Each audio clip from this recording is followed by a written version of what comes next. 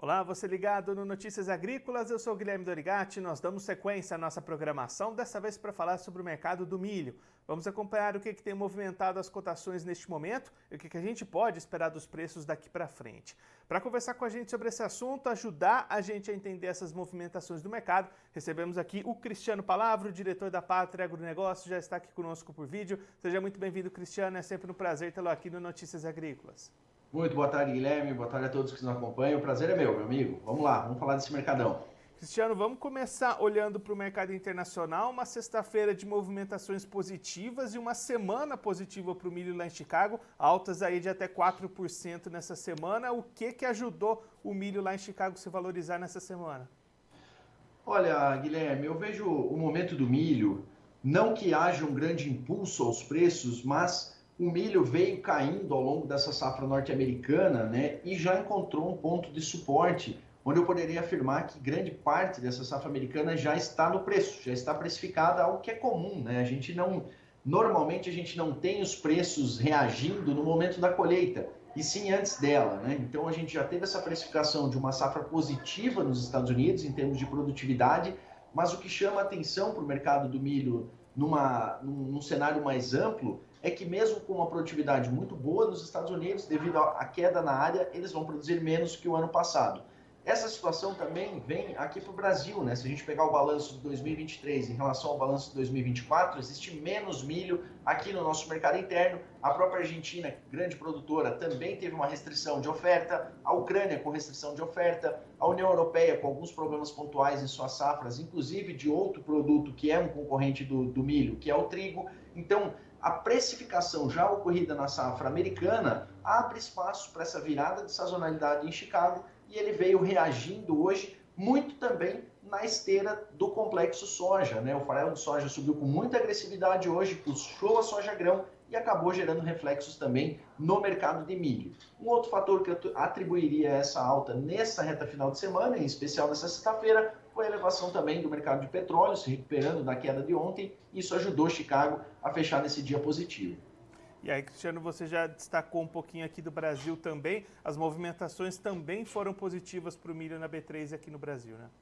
Exatamente, exatamente. Aqui na B3 eu vejo como destaque, né, $1 que saiu de uma baixa maior na parte da manhã, buscou uma recuperação no início da tarde, acabou fechando em leve queda, praticamente estável ao final do dia, mas sem uma grande oscilação. E o que chama atenção para o mercado de milho aqui no Brasil, neste momento, são dois fatores principais, na minha opinião. Apesar de a gente ter uma oferta significativa ainda dentro do país, essa oferta não necessariamente é uma oferta comercializável. A gente vê que os produtores rurais não estão tão ávidos, né, à venda nesse momento, estão segurando o produto. A gente sabe que historicamente é uma janela mais favorável ao mercado de milho, ocorrendo sempre mais ao final do ano, início na virada do ano, mês de janeiro, mês de fevereiro, antes da entrada das colheitas de verão do sul.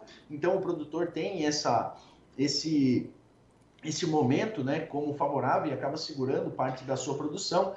E um outro fator, vejo também esse atraso, né? Não sei se podemos falar já num atraso no plantio brasileiro, até porque a gente não costuma plantar tanto em setembro, mas essa percepção de que as chuvas estão chegando lentamente ainda às regiões centrais do Brasil levam a preocupações em relação à área de safrinha, né, que vai vir lá em 2025, e isso acaba sendo um fator também positivo para a nossa B3 aqui na cena interna. E aí, Cristiano, você comentou a questão da comercialização aqui no Brasil. O produtor vem vendendo lentamente essa safra até esse momento. Nessas vendas, o produtor está segurando bastante, né?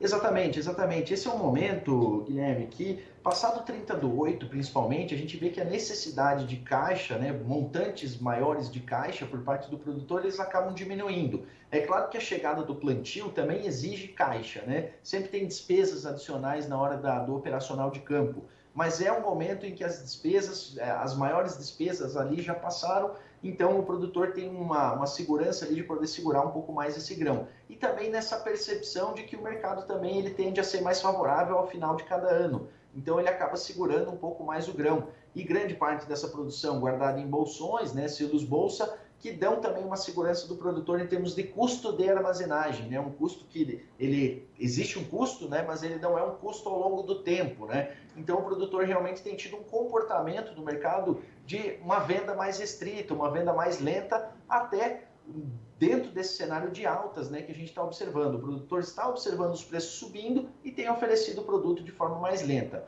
Do outro lado, do lado da demanda, a gente vê que é uma demanda interna que está mais ativa nesses últimos dias, até buscando se antecipar um pouco a esse cenário de atrasos aqui no Brasil, que podem se refletir em preços mais altos no milho, né? E aí, olhando para as exportações, Cristiano, como é que você tem acompanhado os embarques brasileiros que estão bastante abaixo daqueles que a gente viu no ano passado, né?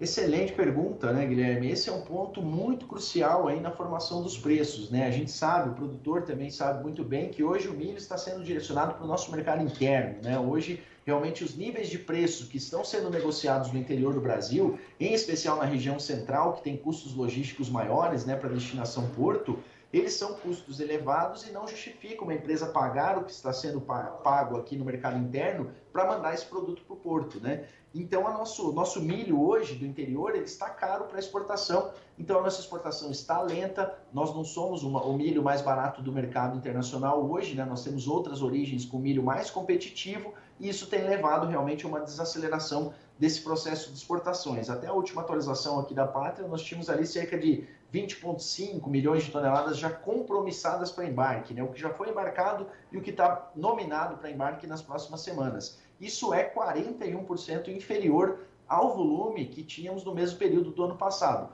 Algo natural, né? Já que a gente tem uma oferta menor do que do ano passado de milho, a safra foi menor esse ano, mas é algo que preocupa quando a gente olha para o longo prazo dos preços, né? Já que quando a gente não exporta, mesmo tendo um volume menor produzido, a gente não tem uma limitação tão grande na nossa oferta. Isso pode gerar janelas de oportunidade de preço um pouco mais cedo do que normalmente acontece lá nos meses mais do fim do ano e da virada do ano. Mas realmente as nossas exportações não estão tão competitivas no momento, o Brasil exportando muito menos, só que o lado positivo é que os preços reagiram bem. Hoje, por exemplo, a gente viu o Porto de Santos abrindo ali com oportunidades na casa de 66, 66,50 e mesmo com o dólar estagnado, a gente viu à tarde ali já ofertas no Porto de Santos, por exemplo, chegando já à casa dos R$ 68 por saca. E aí, Cristiano, com todo esse cenário que a gente destacou aqui, o que a gente pode esperar daqui para frente? Tem algum fator, algum ponto ali que pode, de repente, entrar no radar e dar uma mexida nesse mercado?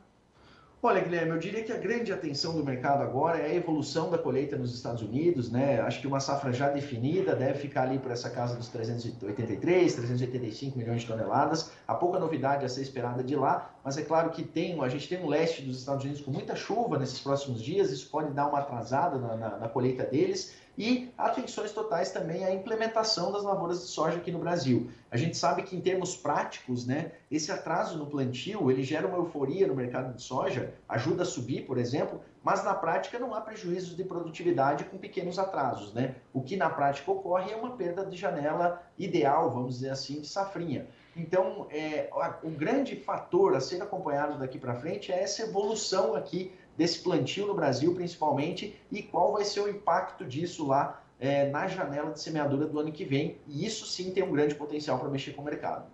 Cristiano, muito obrigado pela sua participação, por ajudar a gente a entender melhor todas essas movimentações do mercado do milho. Se você quiser deixar mais algum recado, destacar mais algum ponto, pode ficar à vontade.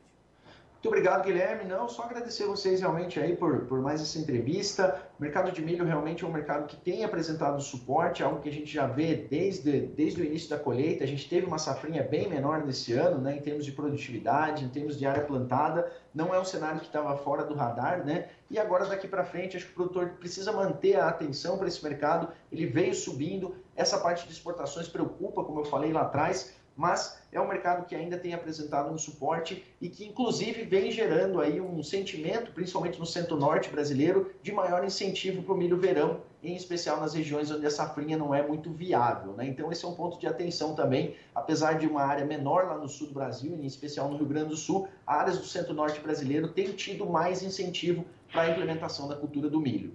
Meus amigos, muito obrigado aí por mais um dia com vocês. Guilherme, obrigado e um ótimo fim de semana. Cristiano, mais uma vez, muito obrigado. A gente deixa aqui o convite para você voltar mais vezes e a gente seguir acompanhando essas movimentações do mercado do milho. Um abraço, até a próxima. Um abraço, até mais. Esse é o Cristiano Palavro, diretor da Pátria Agronegócios, conversou com a gente para mostrar O que tem influenciado o mercado do milho neste momento, o que tem movimentado as cotações, e aí o Cristiano destacando o mercado sustentado tanto internacional na Bolsa de Chicago como aqui no Brasil, por isso os preços subiram nessa sexta-feira, tiveram uma semana de acumulados de valorização para os preços, e aí o Cristiano destacando essas opções do produtor, especialmente olhando aqui para o Brasil, muita gente segurando as vendas agora, sem a necessidade de fazer caixa nesse momento, apostando na comercialização na virada do ano, antes da chegada da safra de verão, que aí devem ter boas oportunidades para comercialização deste milho aqui no Brasil.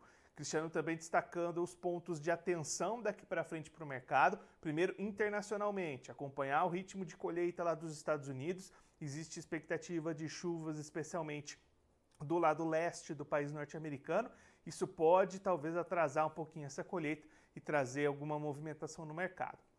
Aqui no Brasil, destaque para o ritmo de plantio da safra de soja, que apesar de ainda não trazer reflexos para a oleaginosa, pode impactar diretamente na janela de plantio para a segunda safra de 2025, e aí isso pode impactar também na área e aí trazer novas movimentações para o mercado. Então estes são os próximos pontos de atenção para o produtor brasileiro neste mercado de milho.